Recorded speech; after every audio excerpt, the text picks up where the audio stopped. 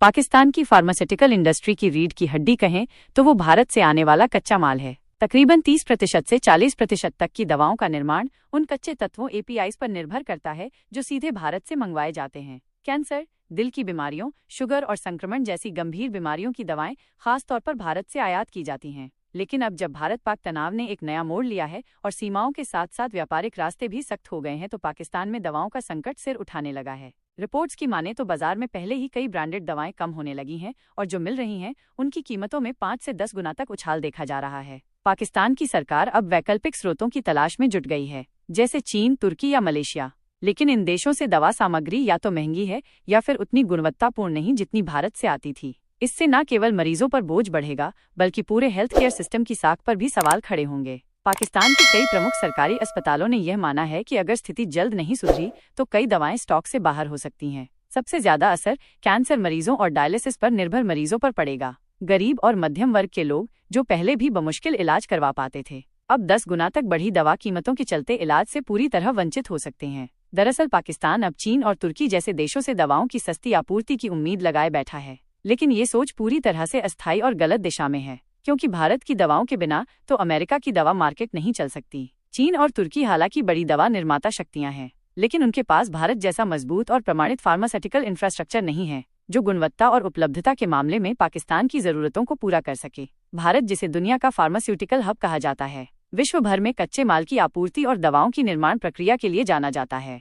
यहाँ पर मानक के अनुरूप दवाएं बनाना और उनकी निरंतर आपूर्ति सुनिश्चित करना एक स्थापित प्रक्रिया है। भारत की कंपनियां जैसे सिप्ला, डॉक्टर रेड्डीज, लुपिन और जाइडस न केवल आधुनिक प्रौद्योगिकी से लैस हैं, बल्कि विश्व स्वास्थ्य संगठन WHO द्वारा मंजूर किए गए मानकों का पालन करती हैं। मतलब है कि इन दवाओं की गुणवत्ता हर स्तर पर उच्चतम है और मरीजों के लिए ये सुरक्षा और प्रभावशीलता की गारंटी देती है। इसके विपरीत चीन की दवाओं पर कई देशों ने संदेह जताया है, खासकर कोविड-19 महामारी के बाद, जब चीनी उत्पादों की गुणवत्ता को लेकर कई बार विवाद उठ चुके हैं। चीन में बनाए गए एपीआई एक्टिव पीआई को लेकर कई बार विवाद उठ चुके हैं।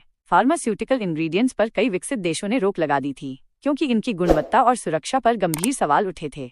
यदि पाकिस्तान चीन से दवाओं का आयात करने की सोचता है तो उसे उसी स्थिति का सामना करना पड़ सकता है जैसा पहले कई देशों ने किया था। तुर्की की फार्मास्यूटिकल इंडस्ट्री भी तेजी से विकसित हो रही है, लेकिन तुर्की में दवाओं की आपूर्ति की सीमा और उत्पादन क्षमता पाकिस्तान की विशाल मांग को पूरा करने के लिए अपर्याप्त साबित हो सकती है। इसके अलावा तुर्की से आयातित दवाएं अक्सर महंगी होती हैं और इनकी गुणवत्ता को लेकर कई बार चिंताएं उठ चुकी हैं। यदि पाकिस्तान को लगता है कि वो बिना भारत के फार्मास्यूटिकल क्षेत्र से अपनी जरूरतें पूरी कर सकता है, तो ये पूरी तरह से गलतफहमी है।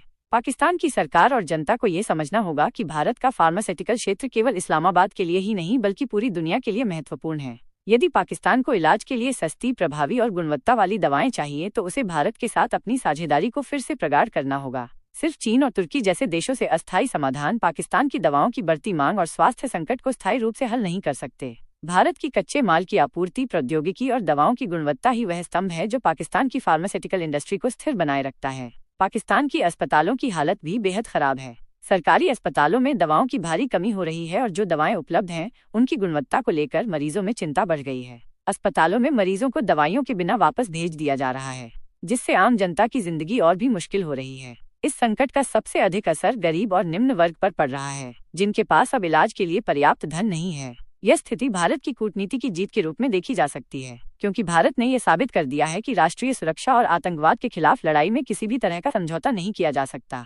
पाकिस्तान ने कई बार सीमा पार आतंकवाद का समर्थन किया है और भारत ने इस बार एक कड़ा रुख अपनाया है जो पूरी तरह से समझदारी से भरा हुआ है। दवाओं के निर्यात को नियंत्रण में रखना पाकिस्तान को एक स्पष्ट संदेश देता है। आतंकवाद का समर्थन करना किसी भी कीमत पर बर्दाश्त नहीं किया जाएगा। हालांकि पाकिस्तान को अपनी आर्थिक मजबूरियों और स्वास्थ्य संकट को लेकर सचेत होना पड़ेगा। दवाओं की कमी पाकिस्तान में एक स्वास्थ्य आपातकाल की स्थिति पैदा कर सकती है, जिसका असर न केवल आम जनता पर बल्कि राजनीतिक नेतृत्व और सरकार की विश्वसनीयता पर भी पड़ेगा। भारत ने जो कदम उठाए हैं वो उसे वैश्विक स्तर पर सम्मान और समर्थन दिलाने के साथ साथ ये भी सुनिश्चित करते हैं कि आतंकवाद से निपटने में कोई समझौता नहीं होगा।